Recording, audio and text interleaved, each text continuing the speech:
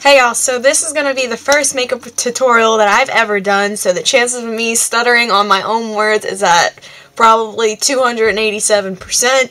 I'm definitely going to mess up, so I apologize for making myself look stupid, but like I said, this is the first time that I'm doing this, so I do hope you enjoy it. I hope you learned something, and I hope that... yeah, I mean, I already said that. Okay. Alright, so first things first, I always start off with Hard Candy's Perfecting Primer. This one I found to like. It's not too greasy for my face. I know that they carry a couple other types of primers, and this you can buy at the drugstore, which is great because, you know, everyone's always on a budget, but I always just warm that up between my fingers first and apply it on my face. Now, I always go for the T-zone first because the T-zone, obviously, you get the most oily here, and that's where people's pores are usually the biggest, but I do smooth this around my whole face so that the makeup evenly goes on and sticks the best everywhere. After primer, I usually mix it up. Sometimes I go for my concealer first, and sometimes I go for my foundation first.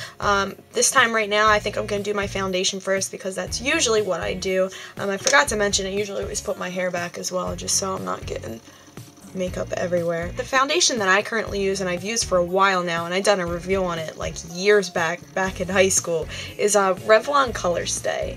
Let's get that focused. Now this is in nude because I'm super pale right now, but Color Stay has a bunch of colors to choose from. I feel like it does the best coverage on my skin, and again, it's drugstore, so it is affordable, unlike some other foundations that could be $40, so I mean, yeah, that's not gonna happen for me right now. With the foundation, you can do it multiple ways. I like using a brush. Some people use their fingertips. Fingertips warm up the product, melt it easily into your skin. It really depends on what you want to do.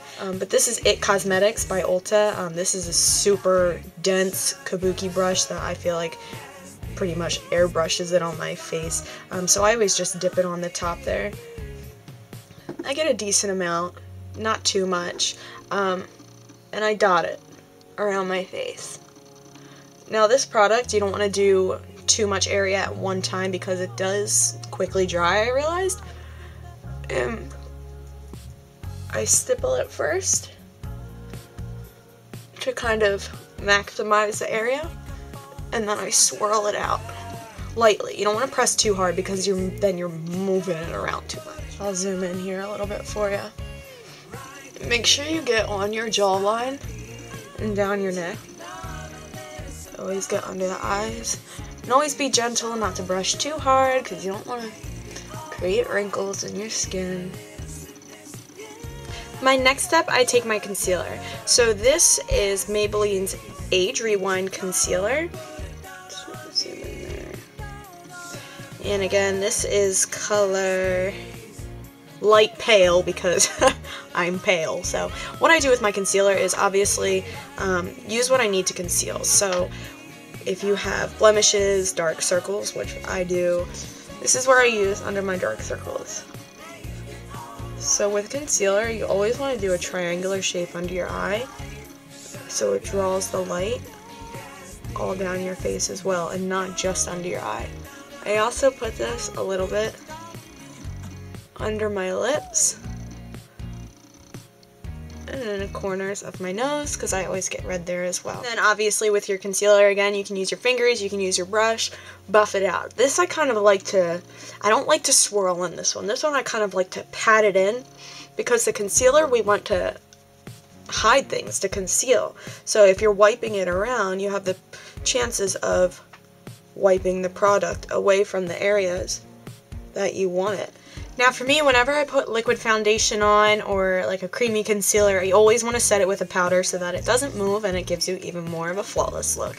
So now I'm going to take a big fluffy brush, something not too dense that will lightly brush around your face. And what I take first is my e.l.f. Oh god, I don't even know what this is called. What's it say? Oh no. Okay, I'll just read it. Tone correcting powder. And this one's fancy. And it's like $3, so are you kidding me? The green's supposed to hide redness, yellow's supposed to hide like purples under your eyes, but I just take the whole thing and put it all over my face, and because I'm pale, it looks real nice with my skin. So that's the tone correcting powder, and then I go with a face powder, and this is where my MAC Mineralized Skin Finish comes in. This is in medium plus. I usually like medium, but I couldn't find it at that point, and it's just a really good face powder. It's not a foundation, so it's pretty light, and it gives a nice sheen to my skin from looking so matte and powdery, but it still gives it a nice finish. Next, I contour and do blush. Now, a lot of people don't know how to contour, don't know what contouring is, or anything like that. This is kind of a mixed step that I use 2 to 3 products for this step. Now, what I'll do first, so I'll show you this. This is a MAC blush in Emote, I guess that's how you're saying it. It's a really light brown. I take an angled brush like this so that you can get kind of in the corners of your cheeks, you know what I mean, like underneath the cheekbone, right? Swirl it around in there a little bit. This is gonna give me a nice shade, kind of like a shadow under my cheek. I do that on both sides. But this I don't consider my blush, because this is more of a brown color. And I bring it up really high on my cheekbones, kind of on my temples, kind of to shape my face that way. And then I go along my hairline here to shape my forehead as well. So you kind of want to take that up and around your face, and I also take it down. All it is a 3. And then next, for even more color, this I feel like makes me look tan without just covering my face with a darker color, because that's always can't be a little dangerous. Again, I'm taking the same brush. Now this is a darker product, and it's a lot more concentrated, I guess you could say, so you don't want to use too much of this. I always tap it off. And you kind of want to do the same thing there, but concentrate it more on the higher part of your cheek. But always bring it into your hairline, bring it onto your ear so everything blends. My next step is my eyebrows. Now, I have not yet learned how to get all fancy with the eyebrows. I mean, I naturally have pretty dark and full eyebrows, so I guess I got kind of lucky in the fact that I don't need to draw them on my face really, but I still do fill them in a little bit. I take a really cheap eyebrow eyeliner pencil. This is by NYC. This was like $2 at Walmart. Now for me, I don't need to do much, so I'm just filling in the sparse areas. And you lightly kind of flick. You don't want to draw it, because that's when you'll get a really dark line that you can't erase. Once I finish with that, I just take an eyebrow gel. This is Salon Perfect Brow Sculpting Gel. I know that they make fake eyelashes too, so I feel like that's the section I got it from. But this is just a clear gel, and I just lightly brush that over my eyebrows, and this helps them stay in place. Now for the eyes, my favorite part. I use about 2 to 3 eyeshadows, depends on how sassy I'm feeling that day. Number 1, I use this brown eyeshadow by MAC. This is called Brown Down. It is just a plain matte brown eyeshadow, straight and to the point. Number 2, Staple. This is a white eyeshadow, pure white. It's called White, and it's by NYX Cosmetics. That I use second, and if, like I said, I'm feeling sassy, I'll use the 3rd eyeshadow just to darken the look even more. And this is kind of like a light gray with a slight tint of purple, I guess you could say. And this is Scene by MAC. I get straight into the point with my eyeshadow blending. I use a tapered blending brush. As you can see, it kind of gets fatter at the top for the blending.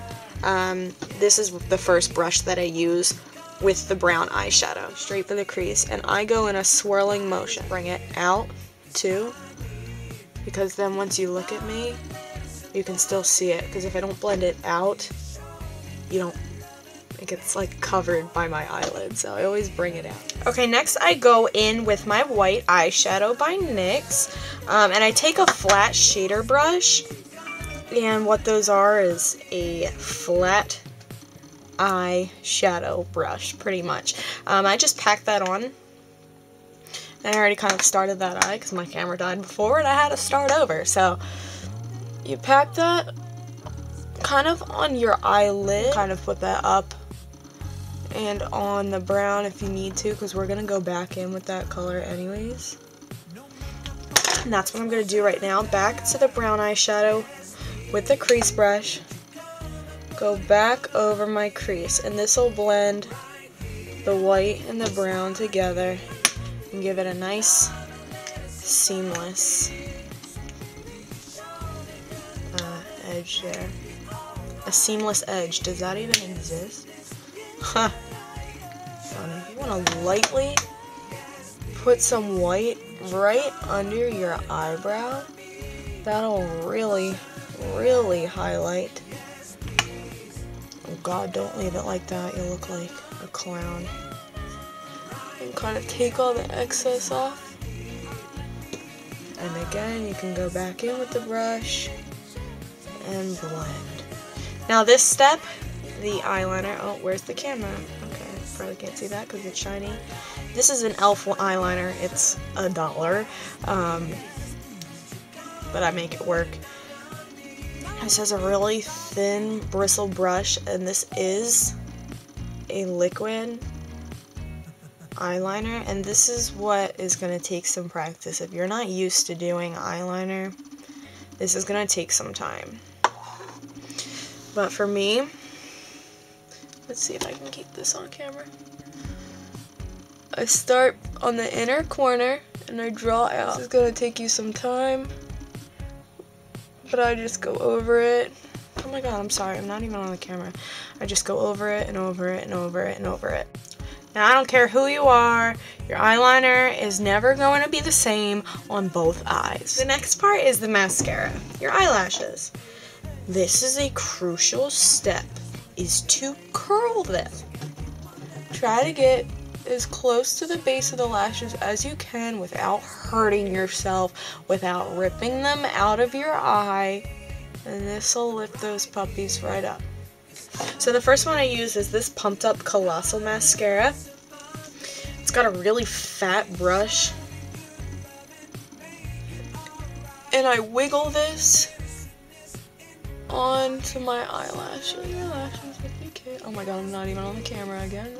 The inside corners, the outer corners. Then I take the Mega Plush Volume Express.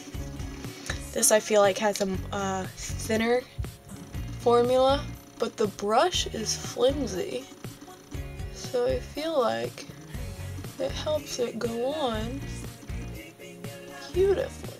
As you can see, it really lifted them up. Big difference, huh? And then always do your bottom lashes as well. This I kind of just do in a little pulsing side to side motion. Super nice. And then do the other eye, obviously. So very carefully not to poke your eye out because that won't be pretty. Color this on your waterline. Draw it into the lash line as well so it kind of blends in.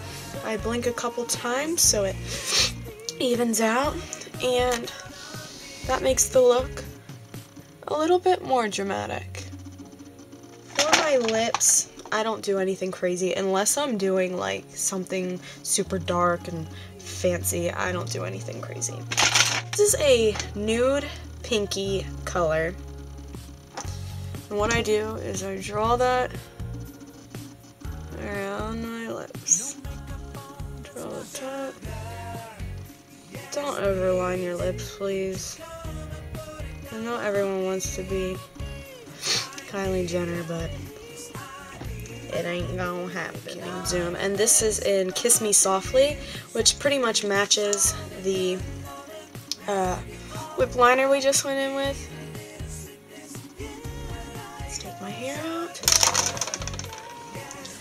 And guys, that's pretty much it. Like I said, this is my go-to look, so this isn't anything wild. This was something I felt like would be easiest for me to show you how to do. It is pretty natural, but pretty dramatic for someone who doesn't wear makeup a whole lot or is new into eyeshadow and such. So I'll just zoom in one last time and let you see